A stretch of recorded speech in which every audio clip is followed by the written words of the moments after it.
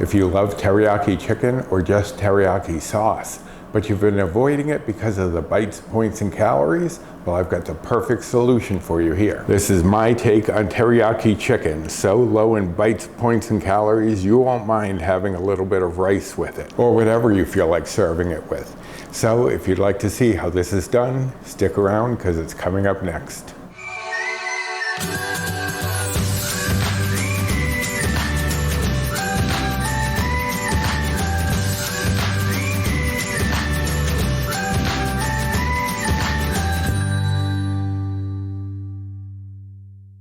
Hello and welcome to my kitchen. My name is Roy. I'm a home cook and amateur baker, and I'm here on this channel sharing recipes that have helped me to lose over 125 pounds, whether those recipes are mine or someone else's. Now today is one of mine, but it is a take on a classic Japanese dish for teriyaki chicken. But you don't have to make the chicken. You can just make the sauce and have it on hand for whatever you want to use it for. Now, in researching this dish, I found out that teriyaki comes from the words teri and yaki.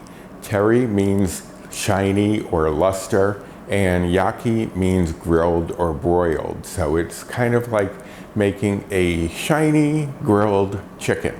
And that's exactly what you get, and it's delicious. So let's go over the ingredients. Here I have some cooking spray. That is a standard for most of my dishes. Here I have 1 pound of chicken breast, and I have cut up part of it, and I have a whole breast that I still need to cut up because I figured I'd show you how I cut it for teriyaki chicken, but you can just cut it however you like. This is just how I prefer having it. But if you just want to cut chunks or bites, whatever you want to do is fine. Here I have 2/3 cup of low sodium soy sauce. You don't have to use low sodium, but I try to keep the sodium down as much as I can, so that is preferred. If you really have to watch your sodium, then one thing I've found is this Coconut Secret Coconut Aminos. This isn't the only brand that sells these, and this isn't being sponsored. But I just found out about coconut aminos recently. Some of you may have already known about this product, but I just found out about this because we were looking for really low sodium items, and this depends on the brand, but this coconut amino is much less sodium than even the reduced sodium soy sauce. This is only 270 milligrams, whereas this is 590, and that's per serving, which is 1 tablespoon. But if you really need to watch your sodium, that might be the way to go. I did scan it, and it does come up as bites and points where the soy sauce does not, but I think because it has no proteins, it has more carbs, that's probably why it gets points. For the amount that we need, I believe it was 9 bites or points. I'm on the Healthy Better Balanced plan, which is equal to the old WW Blue plan, which is around where their current plan is. So it will alter the bites or points on this, but I don't really think by much, maybe by 2 bites or points.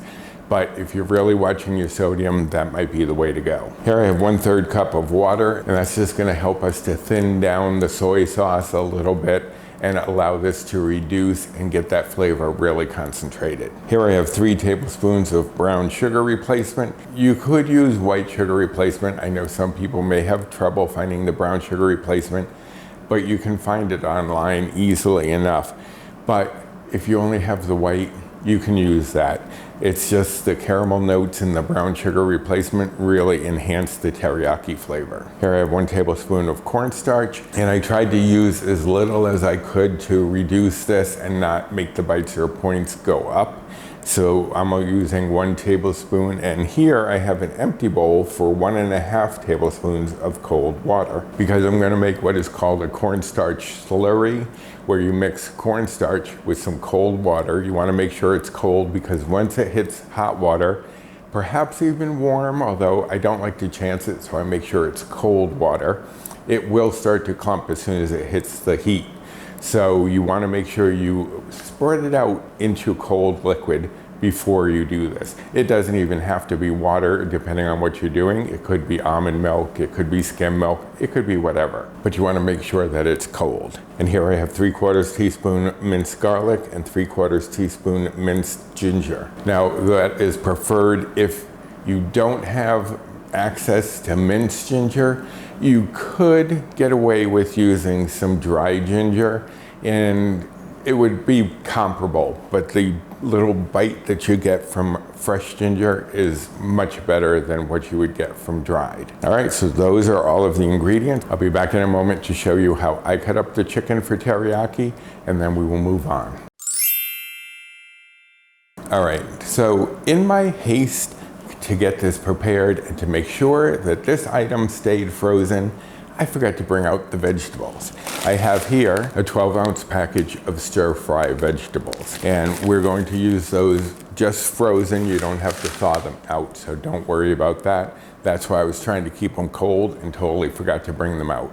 So that is in the recipe, just not always in my brain. All right, so for the chicken, what I like to do is I have a whole breast here. The reason I had some prepared was this wasn't a full pound, so I had to take some from another breast to make it equal to a pound. But what I'm going to do is to cut it into very thin slices. I'm going to cut it into 3 lengths first, just like this, and get 3 lengths that way. Then I just turn it and I'm gonna thinly slice it because for this, I like a little more surface area on the chicken.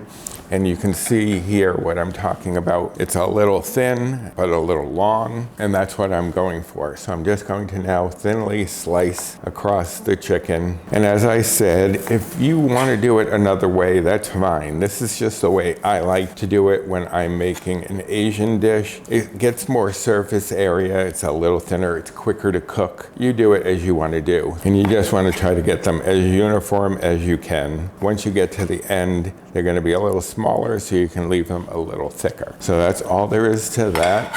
And we don't actually need the chicken right away because the first thing we're going to make is the sauce. And like I said, you could just make the sauce and have it ready on hand for whenever you wanted teriyaki chicken. You could make teriyaki chicken skewers, get some chicken tenders, skewer the chicken, cook those up, glaze them with the teriyaki. There are a lot of things you can do with teriyaki sauce. So if you just want to make the teriyaki sauce and have that on hand, that's fine.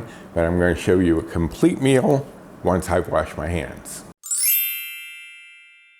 All right, so as I said, we're going to start with the sauce. I have a small saucepan here ready to go. You don't need a big saucepan. That might actually make it cook too quickly because it'll be more spread out. So I like using a small saucepan. But to this, I'm going to add soy sauce, water, brown sugar replacement, garlic, and ginger, and then just whisk everything together so that the brown sugar does incorporate well and you get the garlic and ginger spread throughout. And now I'm going to set this over medium heat. And we're going to bring this up to a boil. And once it comes to a boil, we're going to let it boil for about 1 minute. Then we're going to add in our cornstarch slurry, and I'm going to go get my 1.5 tablespoons of water and make the slurry right now. All right, so I have my cold water for the slurry. You're just going to add the cornstarch right into that and then just mix it up. You can see it's starting to clump a little bit, but that's only because it's wet. If this were hot water, it would have clumped and you would never be able to get it mixed up into a liquid. But that's all we're gonna do, get that mixed up. And then we're just gonna let this sit here. You may have to stir this a little bit because the cornstarch will try to settle to the bottom, but you just stir it up a little before you pour it in. But let me wait for this to come up to a boil and I'll move on. All right, so our sauce is boiling. It's not gonna be at a full boil. You just wanna get it bubbling. For many of you who have watched this channel for a while, you know I tend to go towards medium-high heat for a lot of things. The reason I didn't do it with this is because I wanted it to slowly start to boil and work off some of the moisture in this. And that is better done at medium because it's more gradual. It'll release a little bit more moisture. And this took about 10 to 12 minutes to get it up to this state. So now what we're going to do is mix up our cornstarch slurry. As I said, it may settle a little bit on the bottom, so you want to stir that up before you add it in, and then just pour that in and whisk that up. And you'll start to notice it will get shiny and thicken up, and that's exactly what we want. And we had let that boil for just about a minute before adding in the cornstarch, but you can see how thick and glossy that has become. So now we are going to remove this from the heat so that it doesn't cook anymore. And for those of you who are wondering, if you're reducing it, trying to get rid of some moisture, why did you add water? Well, if you've ever concentrated anything that has salt in it, what happens is the moisture evaporates and the salt concentrates. So it actually tastes a lot saltier. By adding the water, I gave something to dissipate, something to evaporate, and not really concentrate the salt as much as it would have otherwise. So now our sauce is done. I'm going to bring in my skillet, and I'm going to set this over medium-high heat, because when it comes to cooking chicken or meat, I like a good sear on it. I like to try to get some color on it. So I'm putting it on medium-high, which you know is more my standard. Then I'm going to coat the pan with cooking spray and just wait for this to come up to temperature, which shouldn't take too long because the burner was already somewhat hot. Even though I'm using induction, it does still retain a little bit of heat once you've turned it off. So that feels about right. I'm going to add in my chicken, and that is what you want to hear. You want to hear the applause. You want to hear that sizzle when you're putting meat into a hot pan. If it's not sizzling, you're not going to get any color. And just spread that all out into an even layer. Now we're going to let this cook untouched on this side for about 3 minutes. It's been about 3 minutes. Most of them are getting some white around the edges. What we're going to do now is just flip them. And we're not getting a lot of color, but we're not looking for a lot of color. We just want a little browning on the chicken. And I'm going to break those up a little bit because some of them have started to kind of cook together, and I don't want big giant pieces in here. I just want my lovely little slices that I cut earlier. And it's only going to take about a minute or two on this side because we don't want our chicken to overcook. And we still have to cook our vegetables. So I'm going to just let this cook for about a minute or two, and then we'll move on. Okay, so it's been about a minute or two. As I said, you don't want to let this overcook. Now I'm just going to take my bag of frozen vegetables and put those in with it and stir those through. Now this is going to help to stop the cooking a little bit on the chicken, so it's not going to have a chance to become too rubbery, which can happen if you overcook chicken breast. So I'm just going to stir that through, give it a little shake, and then I'm going to cover it. So that way it's going to create like a little oven in there and let those frozen vegetables cook. What it's also going to do is allow the steam not to escape. So it's going to help to keep that chicken moist a little bit longer while it cooks. So we're just going to let this cook for about 5 minutes, and then we'll be ready to move on. So I'll be right back. It's been about 5 minutes, and I did stir it on occasion throughout the cooking just to make sure that any veggies on the outer edge would move inside. But now all we're going to do is keep the heat on for a moment and add in our sauce. And we're just going to heat that through for a moment as we stir that in. And then just turn off the heat, and that's it. There you have it, some lovely teriyaki chicken. And you can see the sauce is going to nicely coat whatever you serve this with. I often do it with rice, and because of the bites and points on this, you'll see why. I'm going to cover this up for now while I talk to you about those nutrition facts and other things. Now, this is going to serve 4 people.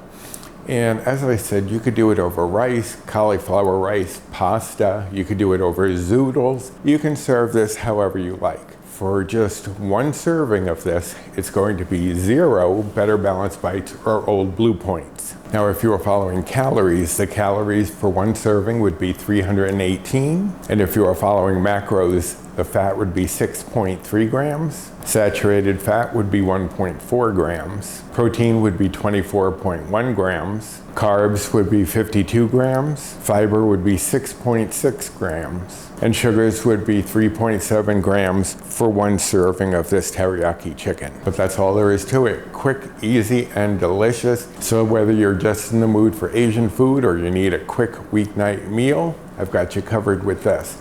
And I serve it with rice all the time. A cup of rice is about 6 bites or points. So that's all I spend for a delicious dinner.